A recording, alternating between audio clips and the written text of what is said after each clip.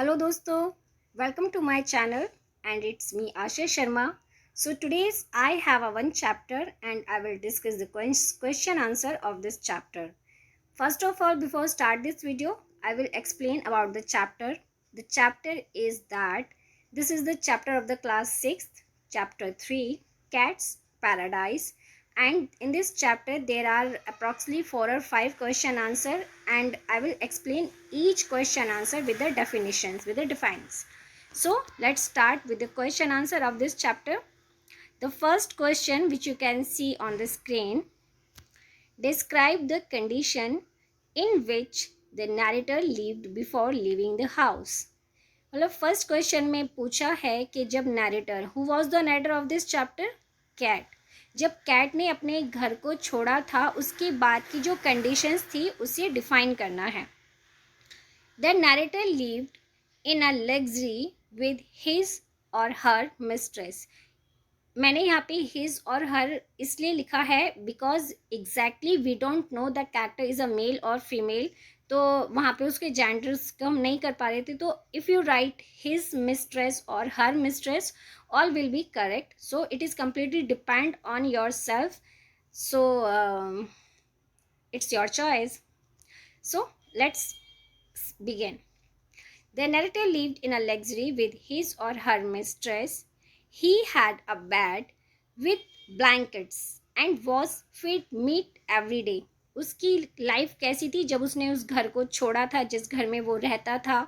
तो बहुत अच्छी लाइफ थी, अपने मिस्ट्रेस अपने मालकिन के साथ रहता था या रहती थी वटेवर. और उसके पास एक अच्छा बेड था, उसके पास ब्लैंकेट्स थे और वो डेली खाने में मीट खाती थी या खाता था. बट एग्जैक्टली जहाँ तक मुझे लग रहा है it will be his. Question number 2, Y did the narrator fancy the outside world.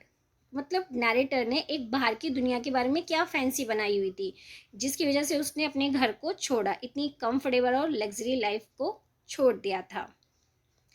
The narrator despised his fat body and was bored with his perfect life. Oh my god, his his. So यहाँ पे clear हो गया है, cat was a male, that is the his, and was bored with his perfect life.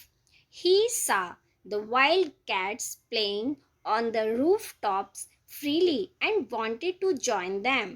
The narrator yearned for freedom. ऐसा उसने क्यों उसने घर छोड़ा था?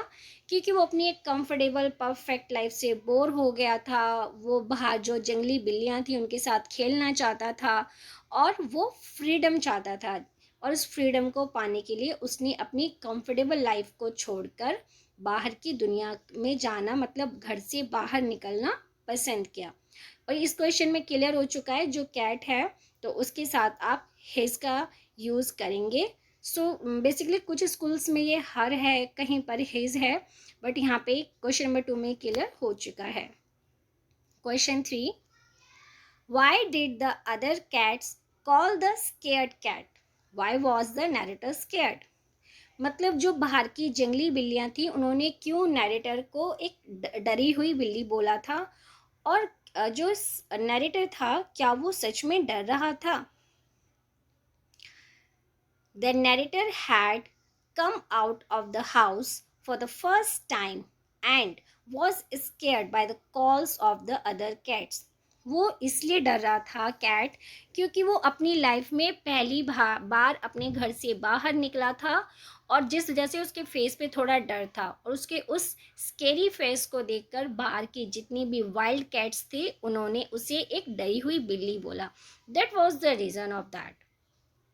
Question number 4, What did the tom cat say to the narrator? उन बिल्लियों में एक बिल्ली थी, that was the Tom. Tom ने नैरेटर उस बिल्ली से क्या बोला था?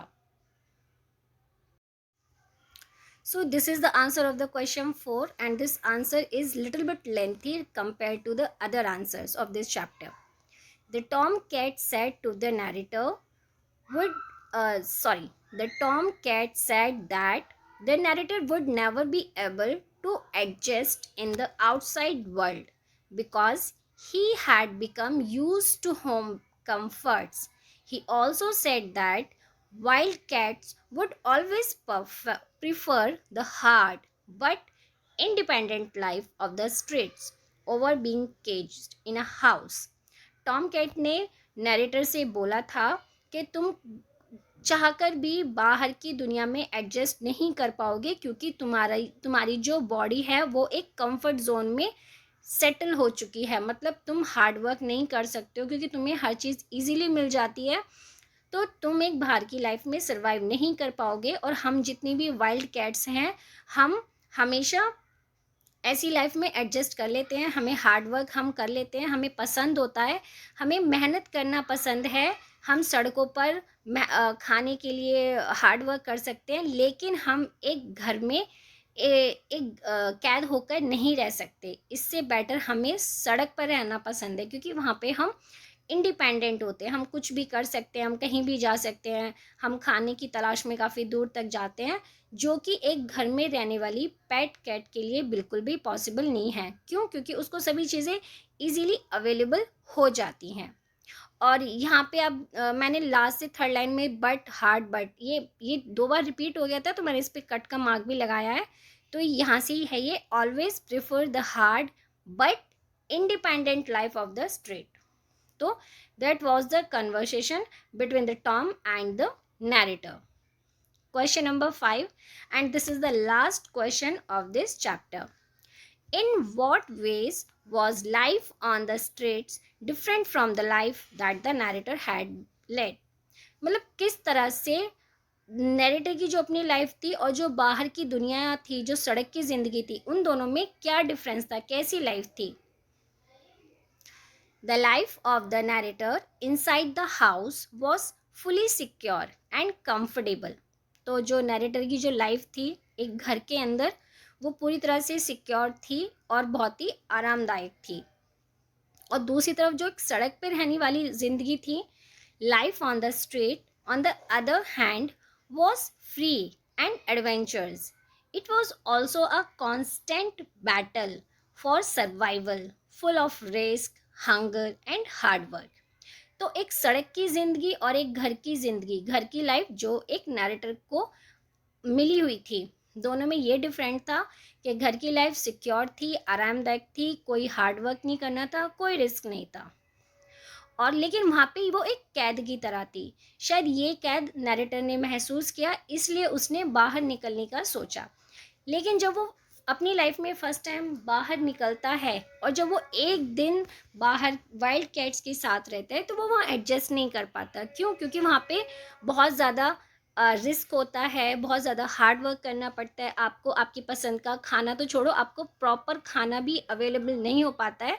सो ये सब चीज़ों में जो नैरेटर था वो सर्वाइव नहीं कर पा रहा था, इसलिए टॉम ने उससे बोला कि तुम वापस अपनी दुनिया में चले जाओ, अपने घर में चले जाओ। So that was the ending of the question number 5, and all these question answer have been completed in this video. So I hope you all would like this video. Thank you so much for watching this and have a good day to all of you.